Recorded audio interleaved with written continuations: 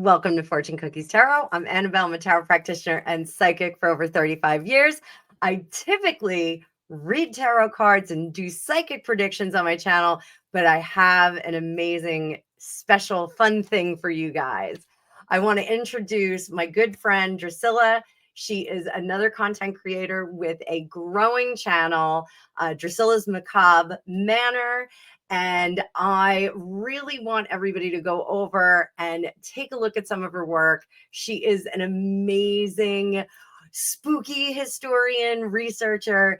And if you like mine and Greg's Super Nat Saturdays, you are going to love what she does over there. So I'm going to bring up Drusilla right now so you guys can meet her. She's amazing. And here she is.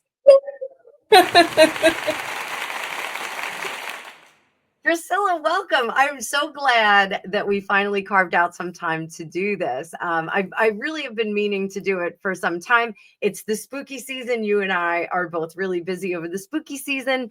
But tell everybody a little bit about what you do on your channel, what your channel is all about. So I'm making content of everything paranormal.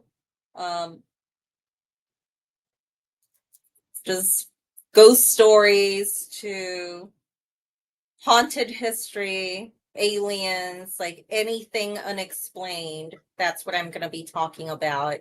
And also, a few months ago, I got my ghost hunting kit. So I plan on going out ghost hunting. I just did my first little experiment in here because my candles keep on going on by themselves.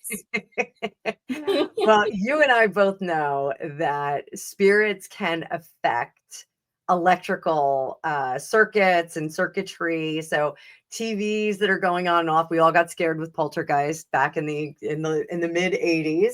But that is a really easy way for spirits to communicate with us with lights. What were your findings? What'd you come up with? I'm still reviewing the video because we went for paint night at my cousin's house and I left the camera running all night and I didn't check it till the following morning. So that's a lot of footage. So I found like thumping, knocking, and I did catch the candles turning on by themselves too.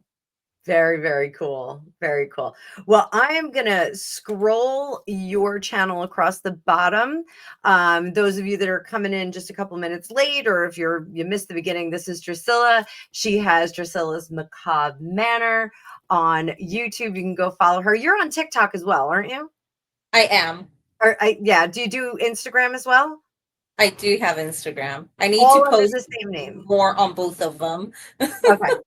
No, that's okay. Listen, hey, it's a lot of work to be a content creator, but I've had a few friends who've said, hey, I want to get into what you do. And when I start to show them exactly what I do, they go, this is a lot of work. This is a lot of work. Yes. So, it can get really fun, but spooky stuff right up your alley. Yes. Let's talk about mirrors.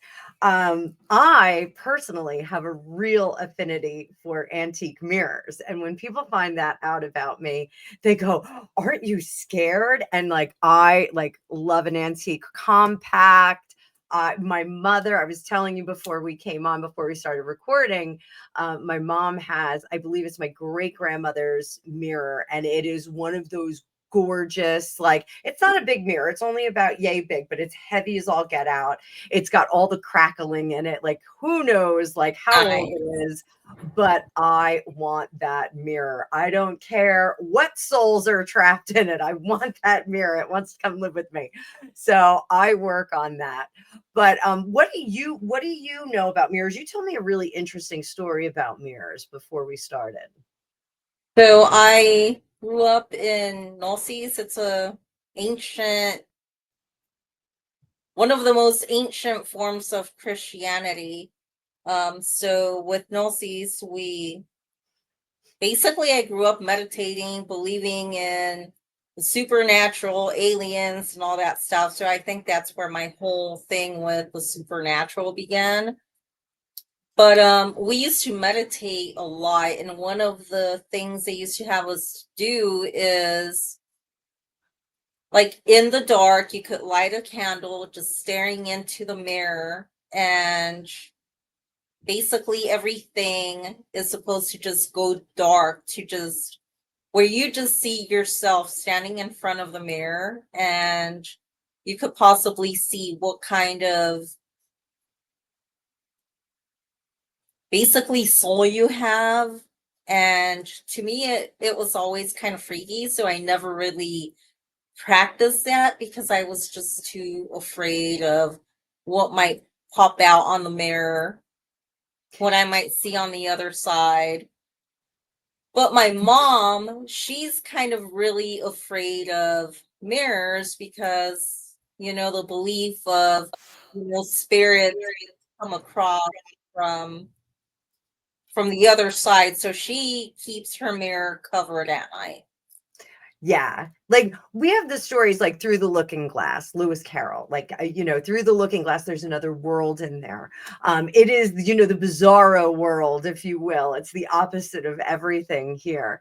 We could see I love mirror magic. Like I know you're into like, makeup and judging yourself and getting fancy. But mirror magic is one of the cool practices that I do where you actually, as you're doing your makeup, you're like transforming the shape of your face and you're transforming like how people are going to perceive you. That is a cool manifestation. And I just want to let everybody know, Drusilla and I are just going to whet your appetite today. We're going to talk a little bit about this, but we're going to do a live together. And we're going to have some more information and some more fun. And we're going to be doing a subscriber drive for Drusilla on that day. So you can jump in and out of that live. We're going to be on for a little while and jump in and out and go over, give her a sub, come on back. If you're already subbed to her after this video, then you can just hang out and chill out and ride. So, there's a lot of legends with mirrors. That I think the scariest one, and the story that you just told, the practice about your religion, we do see that in a lot of movies. There's a movie, Night of the Demons. It's a horror movie from I think the late 80s, early 90s, and they do a similar thing where they're talking with the candle in front of the mirror, and everything goes black. So everybody's so freaked out about doing like mirror magic, those kinds of things. The legends, I think, make us more scared. Now you just referenced that your mom covers the mirrors at night. Victorians and in the practice of Judaism, when people die, they cover the mirrors so they don't get stuck in there. It's a no. They want to cover it up so you don't get stuck in there. I'm perfectly fine getting stuck in that antique mirror at my mother's house. I'm totally fine with that. I'll be waving at people. There's also a mirror in the Roosevelt Hotel in Los Angeles that was in Marilyn Monroe's room that she regularly had. And people, when the mirror was still in her room, said that they would see her looking at them in there. So, there's a lot of myth and lore and legend that goes around mirrors. Have you ever scryed? Do you do scrying at all? Like crystal ball gazing, mirror gazing? No, I Yeah, want to learn. but well, I have tried very, very hard to scry and to kind of get into it, but I'm so ADHD that like it's really hard for me to just kind of get into that chill, mellow place. Like I have to have like, ears on and a heavy blanket on. I put a weighted blanket on when I'm meditating. Like I do all these things, like all these practices. But scrying in mirrors, even if it is a water put into a bowl where you have that mirrored surface, a lot of people do find that as a really relaxing and effective way of divination. And basically, what they do is the same thing. They stare at the surface until it goes black or misty, and then their mind takes them into another place, another world they're transported into, if you will. So do you think it's more psychological or paranormal? Do you think people are like more like kind of in their head about it, or if there is something paranormal to it? I think there is something paranormal to it. I think so too. I think more so too with the old-fashioned mirrors that actually have the silvering process, and the I love the concave glass or convex glass. I think that there's something to that. I also think old portraits because they have some of the silvering in there in that process as well. So, so let's agree that mirrors can absorb some of us, and suck these souls right into them, into that other world. They're portals into another area. In feng shui, you're not supposed to have mirrors facing each other. That was one thing I remember, because we have a ton of mirrors in this house. Obviously, I love mirrors. But you're not supposed to have them like facing each other, and you're also supposed to only have them on certain directionals. And there's some rules with mirrors that I break all day long. I don't really do feng shui. I find it very complicated, but I kind of go as how I feel. But I think that they are portals that we can go in and out. And I think I'm gonna do some fun practices with that moving forward. So, so now let's talk about Bloody Mary a little bit. Oh yes, that's a big one. So, what do you know of Bloody Mary? What's been your experience? How many times have you done that? You know what? I'm too much of a chicken to even try it. I went to Catholic private schools my whole life, and I think that was, you would think that going to a private school, people wouldn't do that, but yeah, we do. There's a lot of stuff that, yeah, the whole thing with the Bloody Mary, the mirror. I think that's where one of my fears of the whole Bloody Mary came, because, like, what if she pops out through the mirror when I'm Comes standing out there through the at night drain. in the dark washing my hands? Yeah, exactly. It's funny that you said like you're Catholic, and the first Ouija board I ever saw was presented to me by two very very Catholic girls that both went to Catholic school. I was like, oh, Oh yeah, that's a they bit used to odd. do their own Ouija boards on, like, paper, just drawing them Yeah. and using them during recess. Oh, bananas. Yeah, I'm not down with the Ouija boards, but that's another show. So now I know you have ghost hunting equipment. We have very limited ghost hunting equipment in our house. We got the light up cat balls, but the cats are playing with them now. I hate to say it, like the cats think they're really fun. And I walk in the living room and like they're batting them around. So, no ghosts, just my crazy cats.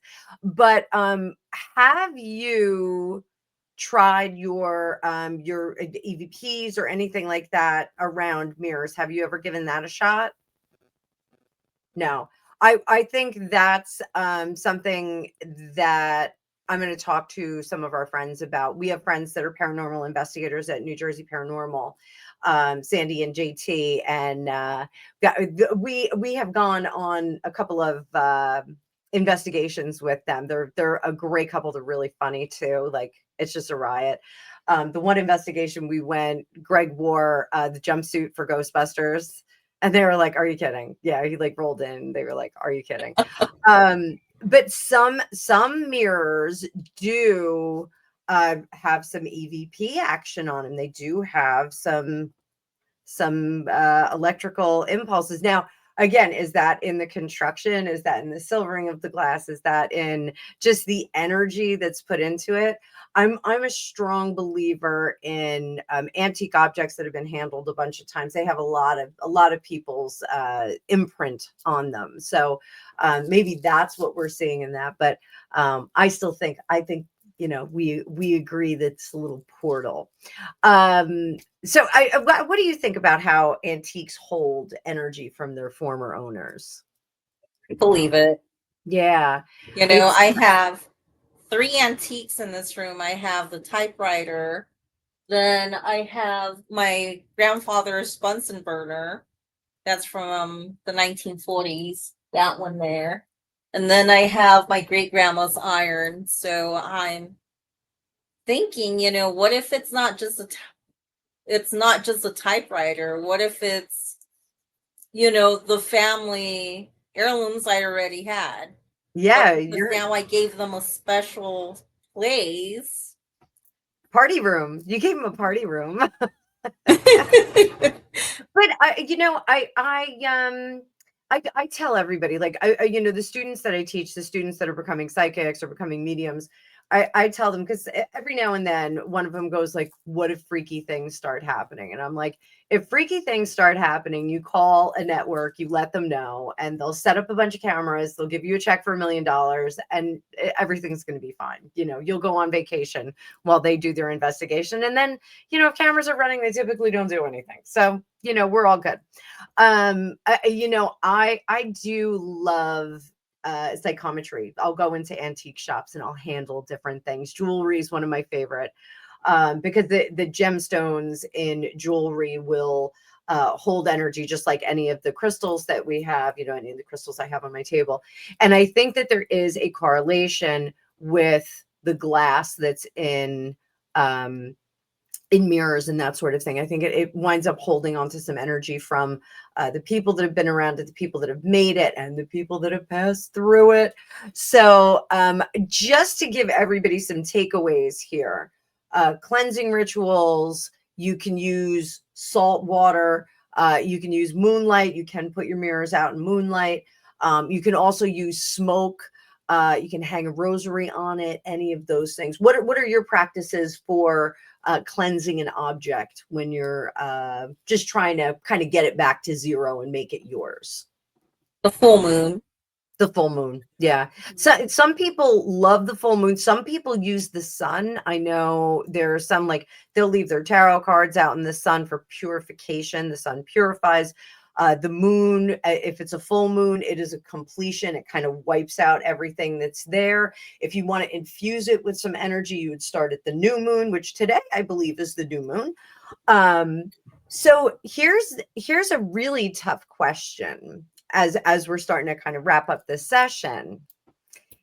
If you, and this is, if you don't have an answer, it's okay. If you discovered that there was a spirit trapped in the mirror, how do you think we release them?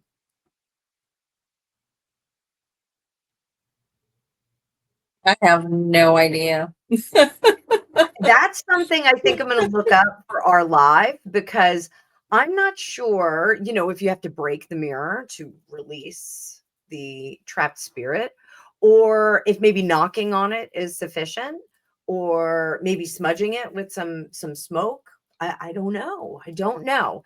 I think it's kind of neat. So, practices just for cleaning objects. Say you go and you buy a hand mirror, or you buy an antique chair, any of the things that we said, the sun, the moon.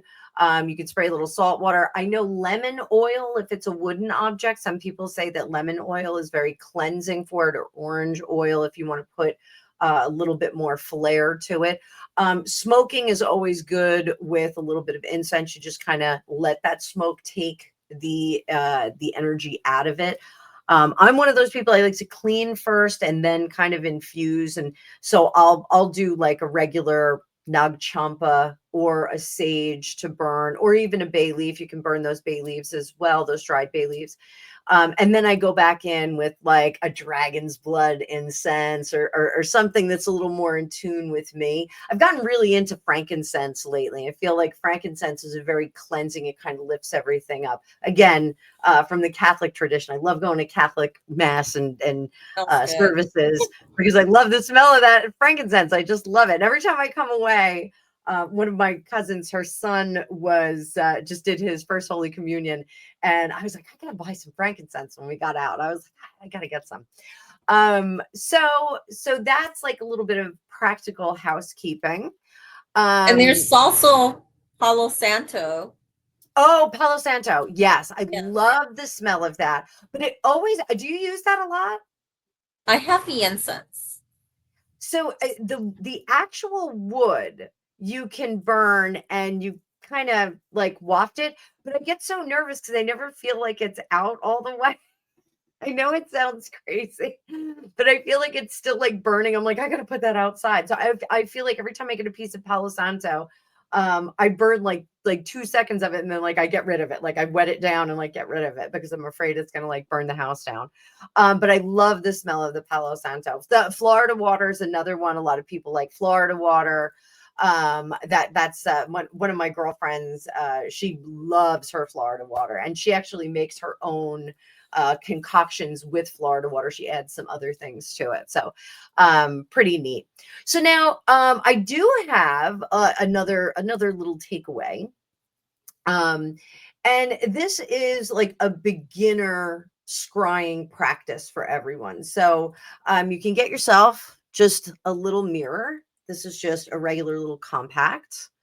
And you can gaze softly at it for just a couple of minutes. Let your eyes drift. It doesn't have to be facing you. So, like right now, I don't see anything in the mirror, I just see the ceiling. And so you can just gaze into that mirror, take your nice slow breaths, breathe in all the way, hold it for a count of 3, relax and let it out.